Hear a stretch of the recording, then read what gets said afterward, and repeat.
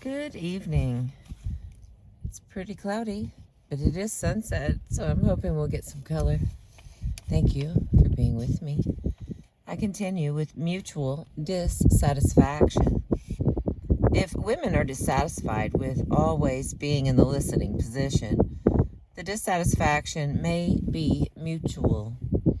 That a woman feels that she has been assigned the role of silently listening audience does not mean that a man feels he has consigned her to that role, or that he necessarily likes the rigid alignment either. During the time I was working on this book, I found myself at a book party filled with people I hardly knew. I struck up a conversation with a charming young man who turned out to be a painter. I asked him about his work, and in response to his answer, asked whether there has been a return in contemporary art to figurative painting. In response to my question, he told me a lot about the history of art, so much that when he finished and said, "That was a long answer to your question," I had long since forgotten that I had asked a question, let alone what it was. I had not minded this monologue. Excuse me. I had been interested in it, but I realized with something of a jolt that I had just experienced the dynamic that I had been writing about. I decided to risk offending my congenial new acquaintance in order to learn something about his point of view. This was, after all, a book party, so I might rely on his indulgence if I broke the rules of decorum in the interest of writing a book. I asked whether he often found himself talking at length while someone else listened.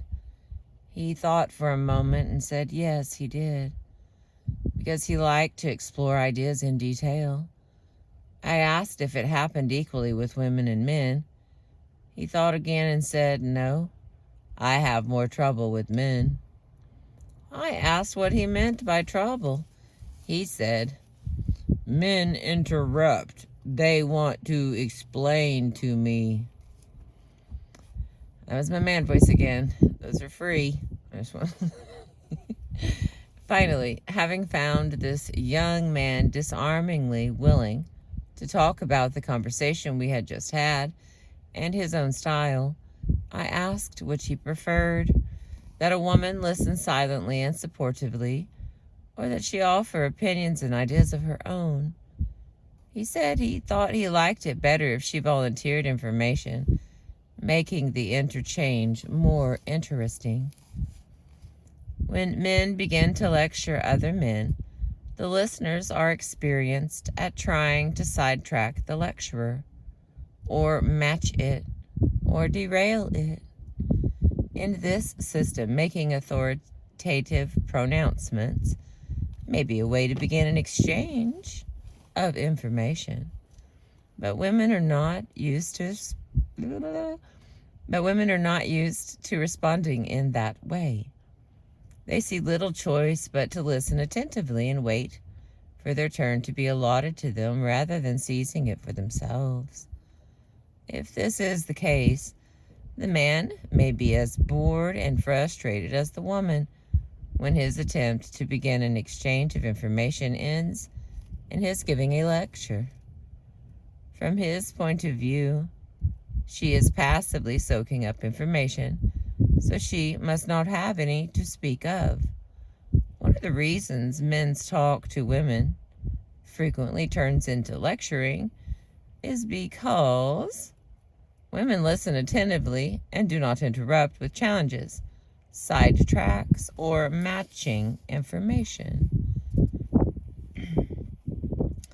In the conversations with male and female colleagues that I recounted at the outset of this chapter, this difference may have been crucial. When I talked to the women, we each told about our own research in response to the other's encouragement. When I talked to the man, I encouraged him to talk about his work, and he obliged, but he did not encourage me to talk about mine. This may mean that he did not want to hear about it. Excuse me, Lord. But it may also, but it also may not mean that. In her study of college students' discussion groups, Aries found that women who did a lot of talking began to feel uncomfortable. They backed off and frequently drew out quieter members of the group. This is perfectly in keeping with women's desire to keep things balanced, so everyone is on an equal footing. Women expect their conversational partners to encourage them to hold forth. Men who do not typically encourage quieter members to speak up assume that anyone who has something to say will volunteer it. The men may be equally disappointed in a conversational partner who turns out to have nothing to say. Similarly, men can be as bored by women's topics as women can be by men's. While I was wishing the former RAFer would tell me about his personal experiences in Greece, he was probably wondering why I was boring him with mine and marveling at my ignorance of the history of a country I had lived in. Perhaps he would have considered our conversation a success if I had challenged or topped his interpretations of Greek history rather than listening dumbly to it. When men, upon hearing the kind of work I do, challenge me about my research methods, they are inviting me to give them information and show them my expertise, something I do not like to do outside of the classroom or lecture hall, but something they themselves would likely be pleased to be provoked to do.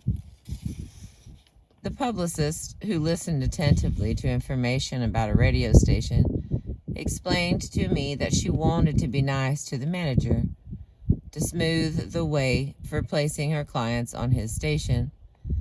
But men who want to integrate themselves, I got a wrong word there, hang on. But men who want to ingratiate themselves with women are more likely to try to charm them by offering interesting information than by listening attentively to whatever information the women have to impart. I recall a luncheon preceding a talk I delivered to a college alumni association. My gracious host kept me entertained before my speech by regaling me with information about computers, which I politely showed interest in, while inwardly screaming from boredom and a sense of being weighed down by irrelevant information that I knew I would never remember. Yet, I'm sure he thought he was being interesting, and it is likely that at least some male guests would have thought that he was. I do not wish to imply that all women hosts have entertained me in the perfect way. I recall a speaking engagement before which I was taken to lunch by a group of women. They were so attentive to my expertise that they plied me with questions, prompting me to exhaust myself by giving my lecture over lunch before the formal lecture began. In comparison to this, perhaps the man who lectured to me about computers was trying to give me a rest. The imbalance by which men often find themselves in the role of lecturer and women often find themselves in the role of audience is not the creation of only one member of an interaction.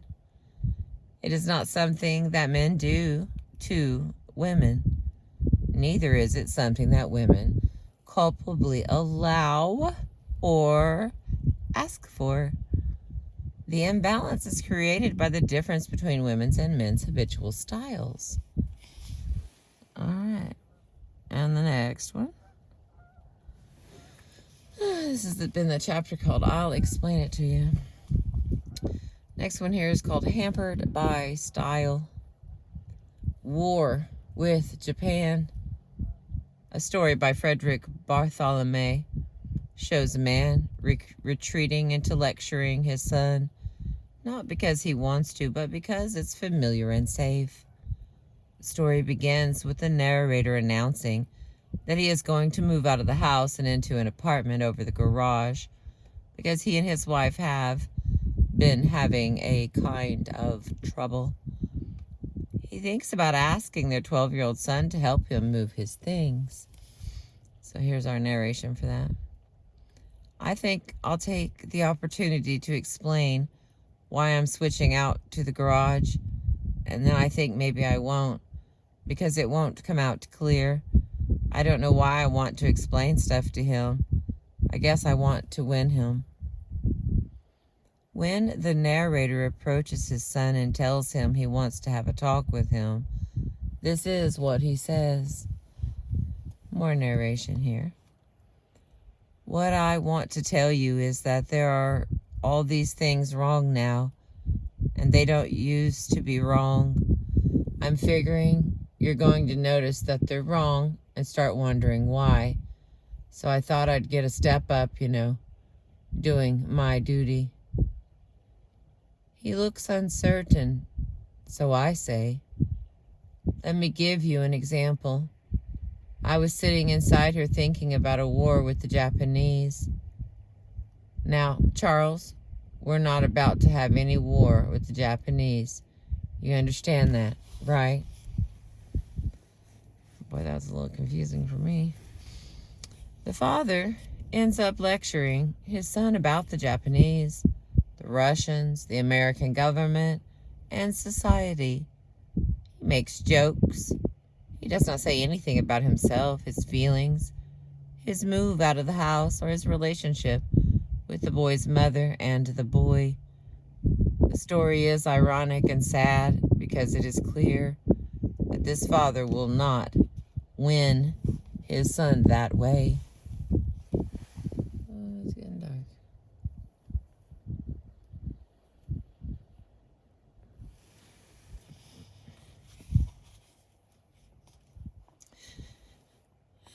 The lecture he gives about war with Japan is of no interest to the boy, nor is it what the father really wanted to say. He slipped into explaining what was going on in the world because he found it more familiar, and hence easier to talk about, than explaining what was going on in the family. This father seems to have succumbed to his fear that if he tried to explain why he was moving to the garage, it wouldn't come out clear. He feels he should have precise answers and explanations, as he does about politics. Perhaps he would feel freer to say what is on his mind if he gave up the belief that he can't speak unless he has everything all worked out. His son would have benefited more from hearing his father's personal thoughts and feelings, even if they weren't perfectly clear. The man in this story was handicapped by his habitual style. On the other hand, always taking the role of respondent rather than initiator is limiting to women. This tendency has significant consequences in sexual relations. Philip Bloomstein and Pepper Schwartz, in their study American Couples, found that lesbians have less sex often than gay men and heterosexual couples. The sociologists believe that this happens because, as they found, in heterosexual couples, the man almost always initiates sex, and the woman either complies or exercises veto power. Among gay men, at least one partner takes the role of initiator, but among lesbians, they found often neither feels comfortable taking the role of initiator because neither wants to be perceived as making demands. And then the last one for this chapter is hope for the future. What is the hope for the future? Must we play?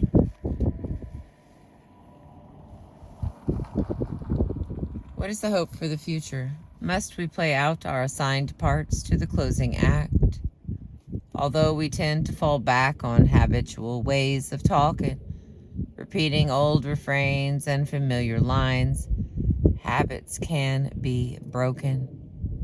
Women and men both can gain by understanding the other's gender style and by learning to use it on occasion. Women who find themselves unwillingly cast as the listener should practice propelling themselves out of the position rather than waiting patiently for the lecture to end. Perhaps they need to give up the belief that they must wait for the floor to be handed to them. If they have something to say on a subject, they might push themselves to volunteer it. If they are bored with a subject, they can exercise some influence on the conversation and change the topic to something they would rather discuss. If women are relieved to learn that they don't always have to listen, there may be some relief for men in learning that they don't always have to have interesting information on the tips of their tongues if they want to impress a woman or entertain her. A journalist once interviewed me for an article about how to strike up conversation. She told me that another expert she had interviewed, a man, had suggested that one should come up with an interesting piece of information. I found this amusing, as it seemed to typify a man's idea of a good conversationalist, but not a woman's. How much easier men might find the task of conversation if they realize that all they have to do is listen. As a woman who wrote a letter to the editor of Psychology Today put it, "When I find a guy who asks, 'How was your day?' and really wants to know, I'm in heaven." All right. Dark and gray, but we continue anyway. Chapter 6 is called Community and Contest, Styles in Conflict. Looks to be kind of long, so I'm just going to get us a little way in here. Use our time wisely together. Again, I appreciate you. When two people's paths cross, there is bound to be a conflict of interest. We can't both stand on the same spot without one of us standing on the other's foot. If no one steps aside, someone will get stepped on. You and I are not the same person, so some of our wants will be different and conflict is inevitable. Because we can't both get our way, we may find ourselves in a power struggle. It may seem at first that conflict is the opposite of rapport and affiliation. Much of what has been written about women's and men's styles claims that males are competitive and prone to conflict, whereas females are cooperative and given to affiliation. But being in conflict also means being involved with each other. Although it is true that many women are more comfortable using language to express rapport, whereas many men are more comfortable using it for self-display. The situation is really more complicated than that, because self-display, when part of a mutual struggle, is also a kind of bonding, and conflicts may be valued as a way of creating involvement with others. Hey, that is me. You can't see me. Holy crap. Sorry about that.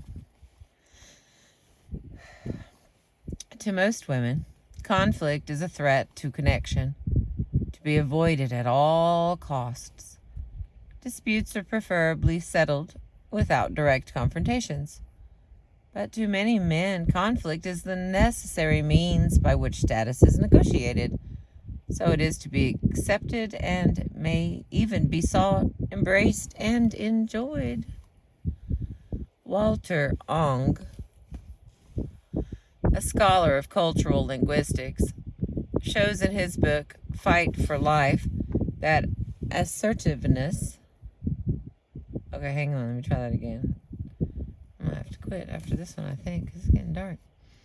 Walter Ong, a scholar of cultural linguistics, shows in his book Fighting for Life that adversativeness, pitting one's needs, wants, or skills against those of others, is an essential part of being human, but conspicuous or expressed adversativeness. Oh, my lordy. Let's try this again. Pitting one's needs, wants, or skills against those of others is an essential part of being human, but conspicuous or expressed adversativeness is a larger element in the lives of males than of females. He demonstrates that male behavior typically entails contest, which includes combat, struggle, conflict, competition, and contention. Pervasive in male behavior is ritual combat, typified by rough play and sports. Females, on the other hand, are more likely to use intermediaries or to fight for the real rather than ritualized purposes. Friendship among men often has a large element of friendly aggression, which women are likely to mistake for the real thing.